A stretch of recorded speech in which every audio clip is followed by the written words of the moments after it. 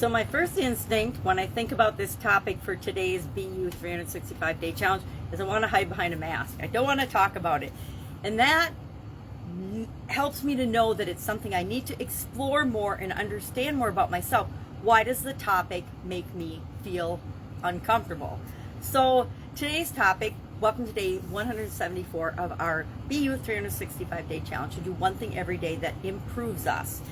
And we're focusing on relationships this month. And today's topic is intimacy in relationships. Now, I got to thinking about this yesterday as I was preparing for today's little discussion and work for doing one little thing every day that improves us. And I realized that to me, intimacy is only, my past definition of it has been physical intimacy. And as far as I'm concerned, physical intimacy and who you want to be physical with and who you want to have sex with is 100% your business. And who I want to have relationships with is my business. It's no one else's business. So I was raised in a very conservative family where we didn't talk about physical intimacy. My parents were the perfect example of people that showed affection by holding hands and hugging and kissing in front of us, and much to our chagrin when we were teenagers, in front of our friends. But they had a wonderful, intimate relationship, and it didn't necessarily involve sex, right? So I got to looking into this, and I'm like, all right, well, let's explore why I personally feel uncomfortable talking about intimacy. And number one, I think it's because I think it's a very personal subject, and how we define it and what it means to us is important. And can we expand our what it means to us? And this today, the things I found really helped me to have a better understanding about, well, what the heck is intimacy? What does it mean? What are some surefire signs that we're in an intimate relationship? What are the 5 levels in intimacy, the 4 different types of intimacy? Because my definition was, hey, it's just physical, it's just sex. Intimacy is sex, and it's much, much more than that.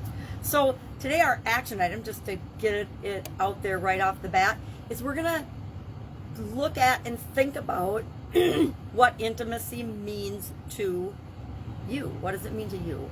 And I'm going to do the same thing. I'm going to journal about it. I put intimacy to me is ... And that means I'm going to take a few minutes and I'm going to think about it throughout the day. I'm going to take a few minutes and jot down what I want it, well, what it means to me and what I want it to mean to me. I'm actually going to use the SOAP framework on myself on this one because I want to see some improvement in my personal definition of and the way I look at and define and view intimacy.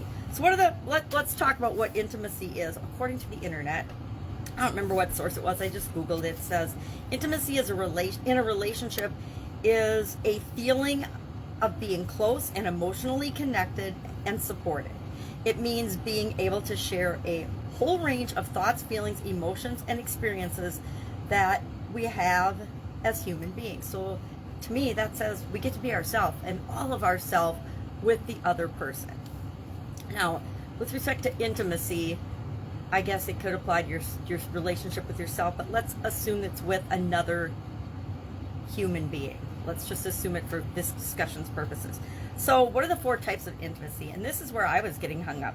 There's emotional, mental, spiritual, and physical intimacy. There's 4 different levels of intimacy.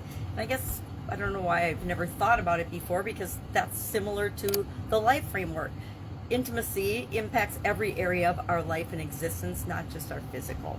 Just like our emotions and our feelings and our thoughts and our spirit are all connected to our physical being. So I'm kind of kicking myself about that one. So what are the 5 levels of intimacy? According to the internet, it looks to me like they have to do with your willingness and ability to open up and communicate at different levels. The first level is safe communication. Feel like you can talk to the person and share things with them. And topics that are neutral and safe. So you're probably not talking about sex and intimacy right off the bat in level 1. Level 2, you're talking about others' openness or opinions and beliefs. You're talking about other people's beliefs and opinions about whatever topic you might be discussing. The 3rd level is you're sharing your personal opinions and beliefs, or different people's, your opinions and beliefs.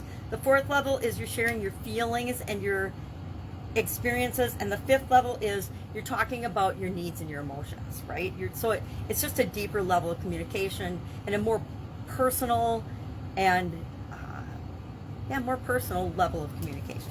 So what are 10 surefire signs that you have intimacy in a relationship? I like this list. It gave me a lot more things to think about than things I had been thinking about.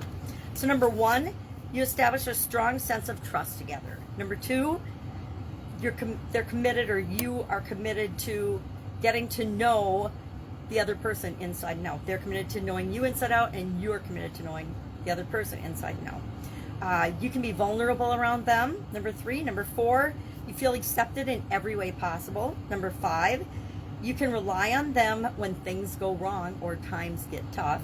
Number 6, you feel interdependent in the relationship, meaning you count on them for some things, they count on you for some things. Number 7, you grow from your shared experiences. Number 8, there's a team mentality in the relationship. Number 9, raw honesty isn't something that you're scared of or afraid of in the relationship. Number 10, you feel like they understand you.